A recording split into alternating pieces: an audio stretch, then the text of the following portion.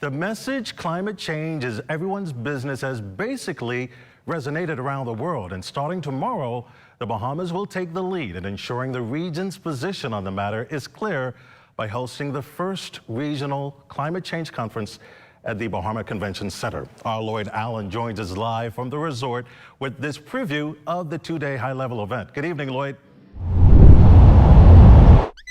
Western Air introduces new jet flight services between Nassau and Fort Lauderdale. You heard right. Western Air is now flying between Nassau and Fort Lauderdale, Florida. Whether you're flying for business, shopping, or taking the family on a quick getaway, Western Air is at your service. Less flight time, more you time. You bring your family, you bring your crew, and we'll bring ours. Western Air, we'll take you there.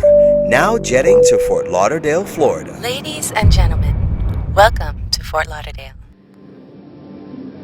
Well, good evening, Desmond, and good evening, Bahamas. And you're absolutely right. It's a very important initiative, bringing in about 17 partners from throughout the Caribbean, all focused on climate change. Standing here with me is Charles Hamilton. He's the special advisor at the Office of the Prime Minister, focused on climate. Now, Mr. Hamilton, of course, it's a very important initiative. Talk to us about some of the highlights over the next 2 days. Yes, absolutely.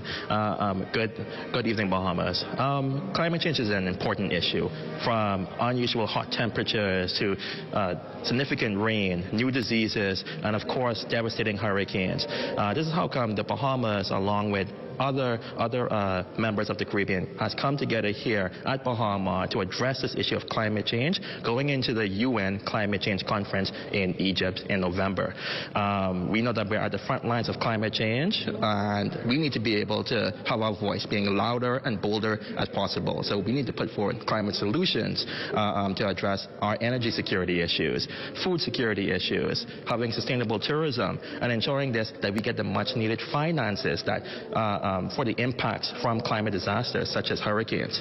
One of the main things we want to be able to focus on as well is how do we move forward getting climate risk insurance, ensuring that our region, which we know gets impacted by hurricanes so often, the insurance rates can sometimes be so high.